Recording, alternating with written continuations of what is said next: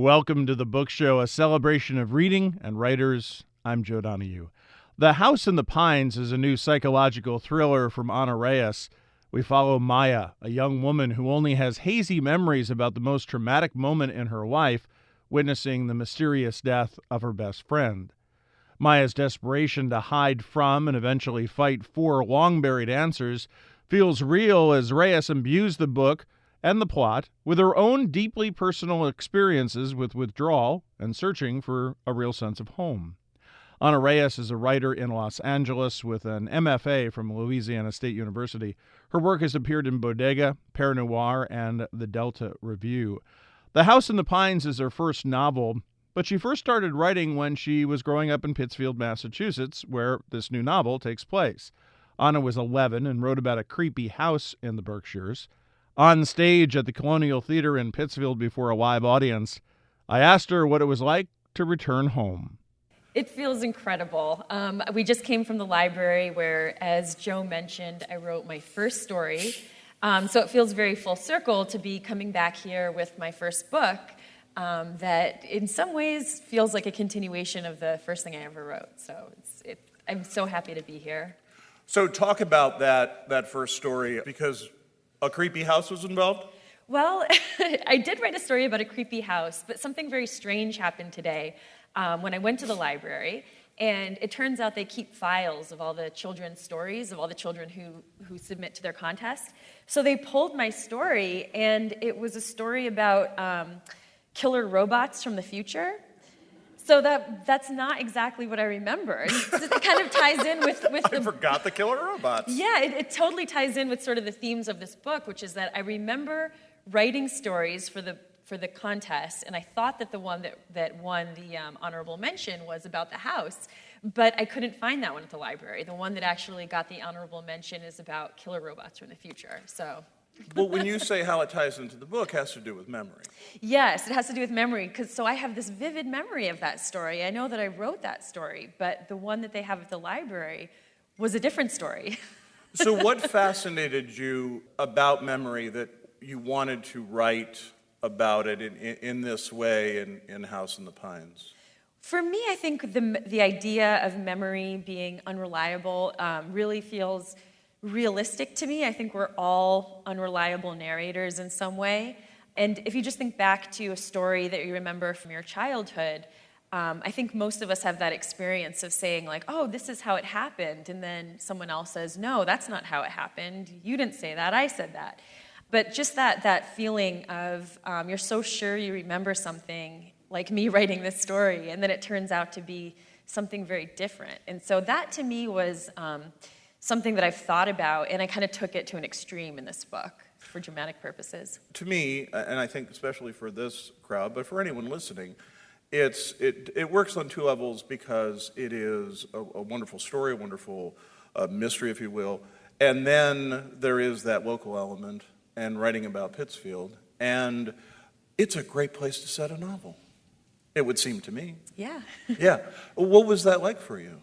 So for me, it felt very natural because my mom is from here, my family's from here, my uncle, I can't see anyone actually at the moment because of the lights, but my uncle, Bill Carey, who worked at the Berkshire Eagle for a long time and is here tonight, my Aunt Kathy, my Aunt Maureen, I would come here every year to visit them and for Christmas. And then when I was 9 years old, we moved from Texas to live here with my grandparents on Brunswick Street in Pittsfield, and I went to Sacred Heart.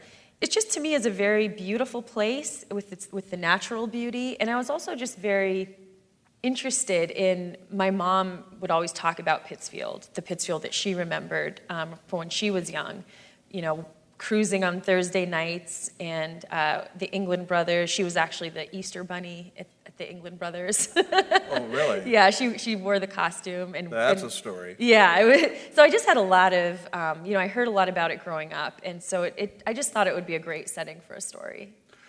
When it came to the story itself, tell us about how Maya came to be, and this is a character who is unreliable. And what is it about her that could propel this story? Yeah, well, Maya was originally pretty autobiographical. When I wrote this book, I was in graduate school, and I had moved to Louisiana for graduate school. And I had been taking, like Maya in this book, I had been taking sleeping medication for several years.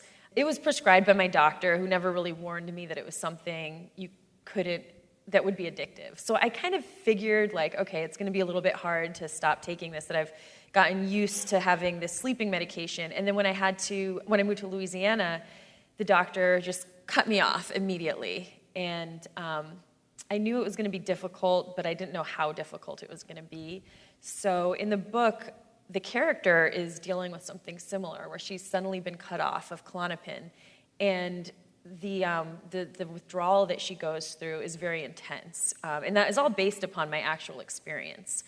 Her experience is heightened. That's sort of where the autobiographical element ends. But her experience is a lot more dramatic and a lot more sort of dangerous. And one thing that can happen, theoretically, if you're going through Klonopin withdrawal, is that you can become actually psychotic, because you go for so long without sleep. It causes so much anxiety. It can cause paranoia and agitation.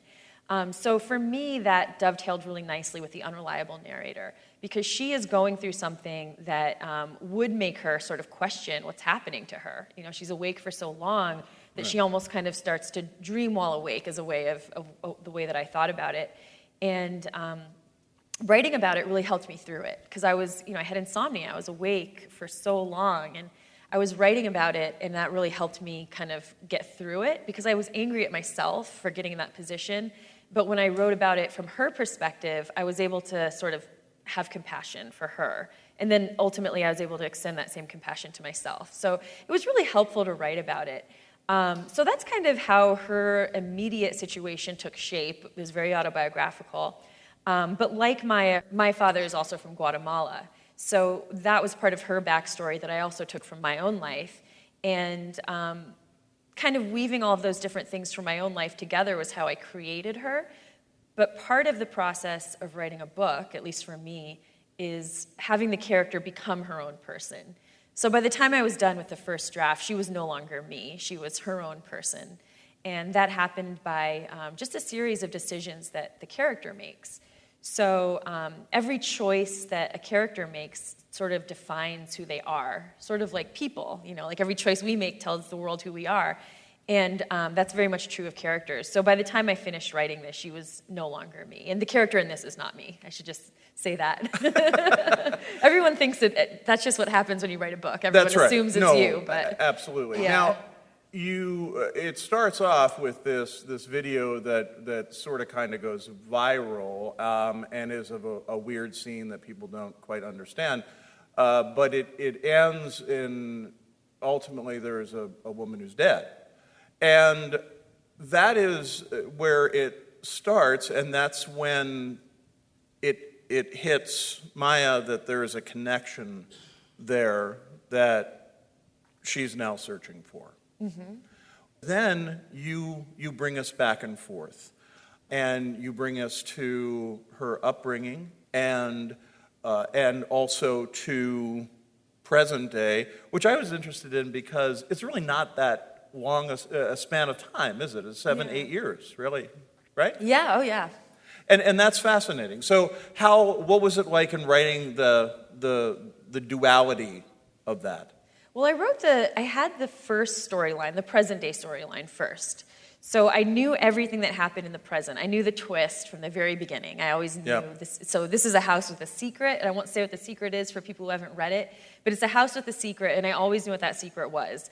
So I wrote the present day storyline, and the backstory, the sort of what happened the summer that her best friend died, is told in intermittent chapters in between the present day story. Originally, those chapters were flashbacks, and they were short. They were just little flashbacks woven into the present day story. But as I continued to work on the book and I got feedback from readers, people were very interested in that backstory that took place the summer that Maya's best friend died. And I think why they were interested is because from the very beginning of the book that the friend, Aubrey, is going to die. So people, I think, were interested in how did she die and what were the choices that she made in the months, weeks, and then days, and then hours leading up to her death.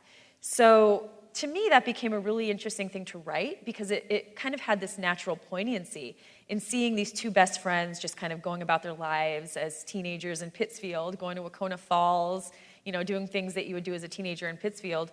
But we know as the reader that she's only got days to live. So to me, it became really poignant to write about these girls' last lives, and I think that it added a level of suspense because people are reading this, they don't know how she's going to die. They just know that she is going to die. So you're kind of reading it and you're wondering, like, is it this? There's a part where she jumps off the rocks at Wacona Falls, and I remember I had a reader who said, when I read this, I thought that she was going to die that way, like she was going to, crack her head open on the rocks or something. So there was a lot of opportunity to build in suspense by doing that. The idea of Maya being so close to the story, because ultimately the death is ruled accidental? It's ruled undetermined. Undetermined. Yeah. And that sort of, so that takes your mind away from the fact that it could be foul play. Yeah, exactly. So it looks like she died of natural causes, but nobody knows what the cause was. So that kind of becomes a mystery, is how did she die? And I think that, I'm a huge thriller reader and mystery reader, and so I love whodunits, and this is more of a how did it? Like, we kind of know who the culprit is, but the question is, did he do it? And if so, how did he do it? How did he kill these women without touching them? There's no weapon, there's no poison. How could he have possibly done this? What did you want in your villain? In my villain, I wanted somebody who was manipulative. He's extremely manipulative, and he has, I won't call it a power but for people who haven't read it, but he has a certain ability that allows him to be extremely manipulative to such an extent that is ultimately deadly. For me, one of my favorite things about reading this genre of book is the villain. A good villain can sort of steal the show. And I think of some of my favorite movies, for example, like Silence of the Lambs. It's Hannibal that we remember, Hannibal Lecter. So it's usually the villain that is kind of the centerpiece of a story. So I put a lot of effort into developing Frank's character into somebody that would be memorable, who the audience wouldn't forget, and also who his MO is different from any other villain that I know of. The way you started off is sort of these two characters, Maya and her friend, and they're dealing with him, and they both deal with him in different ways, which is fascinating. Well, that's part of that age, right? Yeah, very much. They're both teenagers when they meet him, and so there's this kind of like romantic love triangle that happens that summer. Two other characters that I found really interesting, and I think pivotal too, is one is Dan, who is Maya's boyfriend, and he sort of doesn't really know what's going on, and how much of this is a result of what has happened and what he knows, and also he doesn't know about the addiction. Yeah, so he's in the dark really about everything. He doesn't know about her past. He doesn't know that her best friend dropped dead mysteriously and that she thinks that her ex-boyfriend killed him. So he doesn't know any of this. And he doesn't know about her addiction. So he is very much in the dark about this. And the way that I wrote the arc of their relationship is that in the beginning, they're not doing that well because she's lying to him and they have so many secrets between them that their relationship isn't as close as it could be. But by the end of the book, she's kind of faced with this choice: tell him everything or, not be with him anymore, because you can't really have a relationship with someone when you're hiding so much of yourself from them. So part of her journey in this book is to come to terms with her past and also just be honest about it with her partner so that they can have an honest and open relationship. Ana Reyes is the author of The House in the Pines. It is published by Dutton. The other character is Maya's mother. That relationship is fascinating to read. Give me a sense of how you see that relationship. I see the relationship as a very close, very loving relationship that is like Maya's relationship with her boyfriend Dan, has kind of suffered some damage as a result of all the lies. Maya has this past that she can't even remember. There are gaps in her memory. So she herself isn't really completely sure of what happened. And then she's also lying about her addiction. So she's hiding things from everybody that she loves, and that drives a wedge between them. So I see her relationship with her mother is very close, very loving, but in need of some repair because there are secrets and lies there too. When did you start writing the book?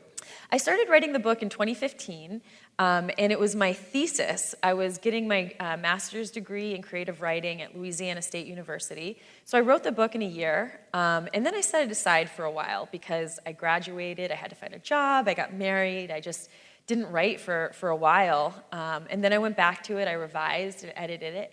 And then I did the, I'm sure there's some writers here tonight, but I did the daunting agent search, which took a while, where I had to find an agent who then helped me revise it more. So start to finish, from the very first page that I wrote to the book that was actually published, took 7 years.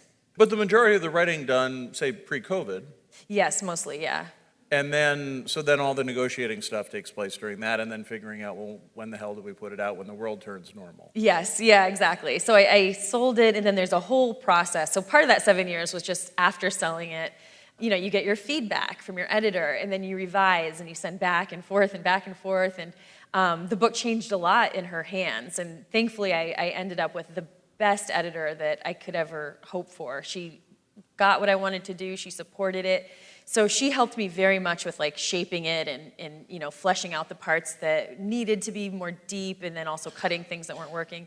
So yeah, that whole process, and then you have a copy editor, you have the cover design, you have the marketing and publicity campaign, which is half a year. So yeah, it's a very long process. So when is the point where you first heard the name Reese Witherspoon in the context of your book? That was a few months before the book came out, and nobody had read it, there was no reviews yet, so I still am not really sure how they got their hands on it, her Hello Sunshine team. But one day I got a call from my editor, and she said, "Hey, can you jump on Zoom with me and your agent?" And I said, "Sure." And I didn't know if it was, what she was going to say, or even if the news was good or bad. So I get on there, and I'm pretty nervous. And she just told me, Reese Witherspoon chose your book. And I was speechless. I was like I could never, I'm still obviously unable to talk about it without stuttering. But it was shocking, it was unexpected, especially as a debut author. I didn't know how she would have heard of me or heard of the book, but they have book scouts, so somehow they found out about it and got a hold of it. How do you think book clubs like that help?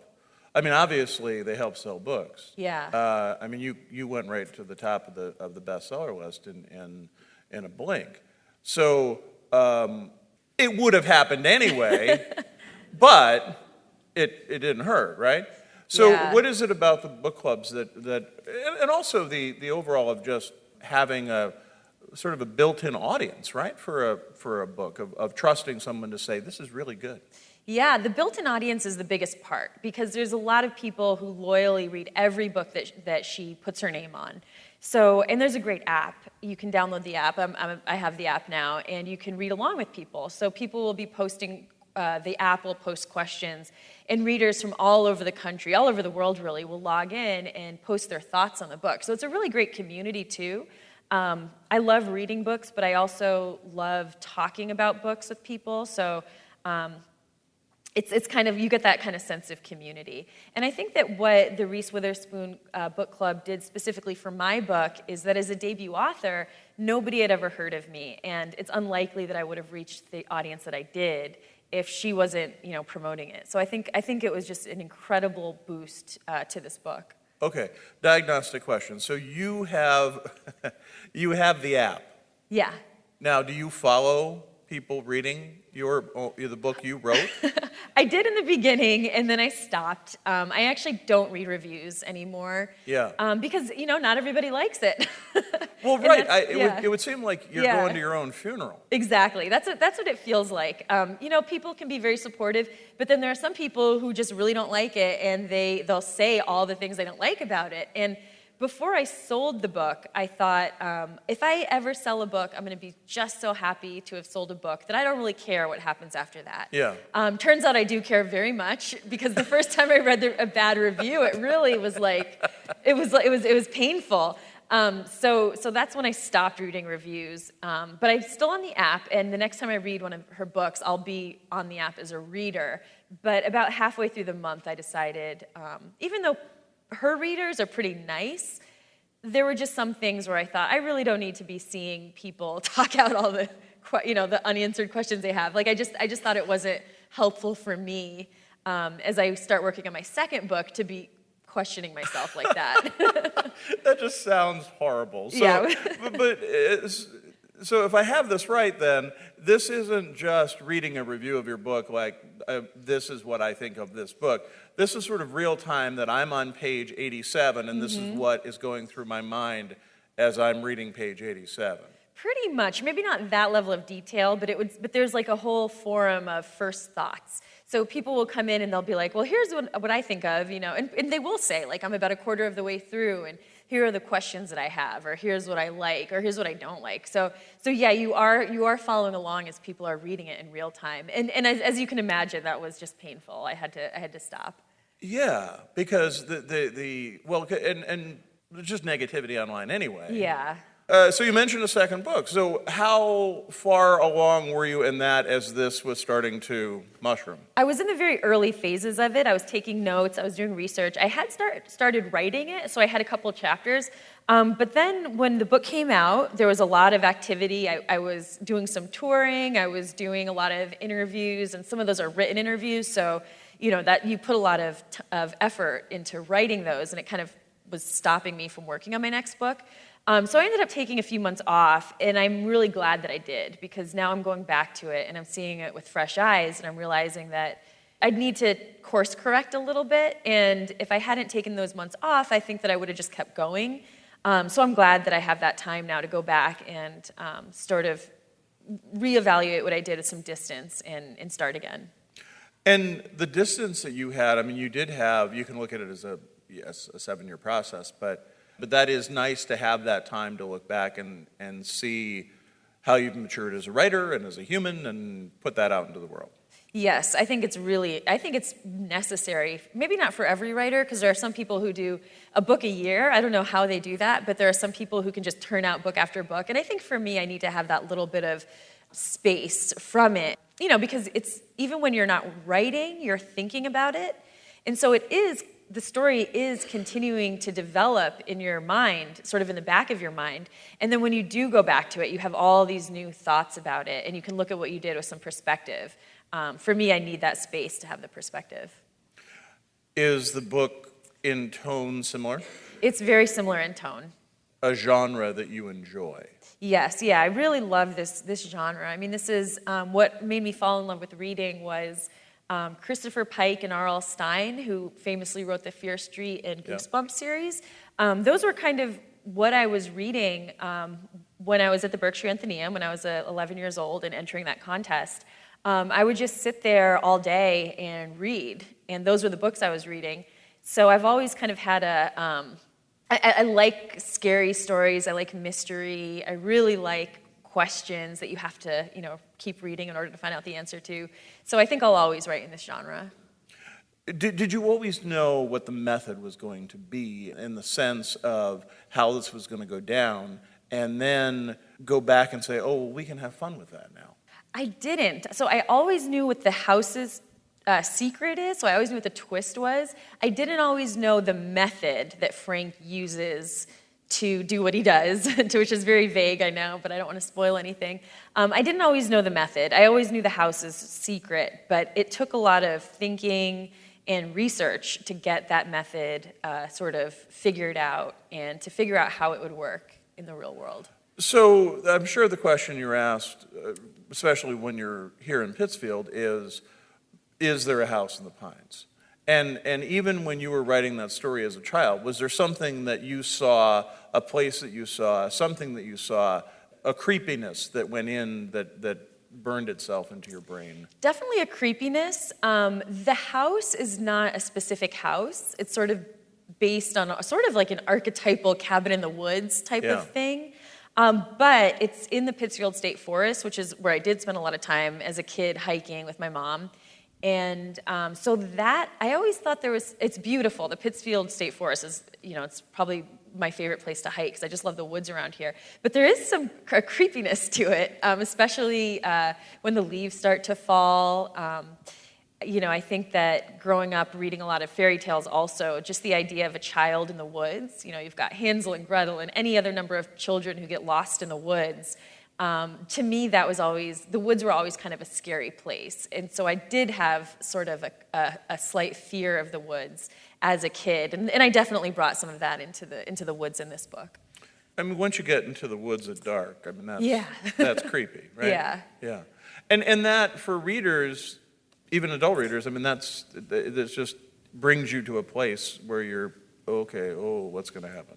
Yeah, I've always been a little bit afraid of certainly the woods at night, but also just the woods when you're alone. If you hear a twig crack or anything, it's just there's a unique terror, I think, to being alone in the woods. When you look back on the writing of it, and as you say, working on your thesis, I would think without that in mind, and working now on the second novel, it's really a completely different goal. But it's also, I don't need to tell you this, but pressure because, good for you, the book was very popular. Yes, yeah, I know exactly what you mean by that, because there is a sense of having been selected for the book club and then hitting the New York Times bestseller list of, I feel so grateful and so fortunate, but there's also a lot of pressure that goes with that of, will the next book live up to the expectations? Will readers like it as much as they've liked this book? And will as many people want to buy it as bought this book? Because that's important too, is even before they read it, they have to be intrigued enough by the premise that they go out and buy it or get it at the library. So there is a lot of pressure. Ana Reyes' latest novel is The House in the Pines. It is published by Dutton. Thanks to our producer, Sarah LeDuc. Write to us at book@wamc.org. Thanks to the Colonial Theater. Find out more about them by going to berkshiretheatergroup.org. The latest on National Productions programs is available via the Airwaves newsletter at wamc.org and on social media at WAMC Radio. Bookmark us for next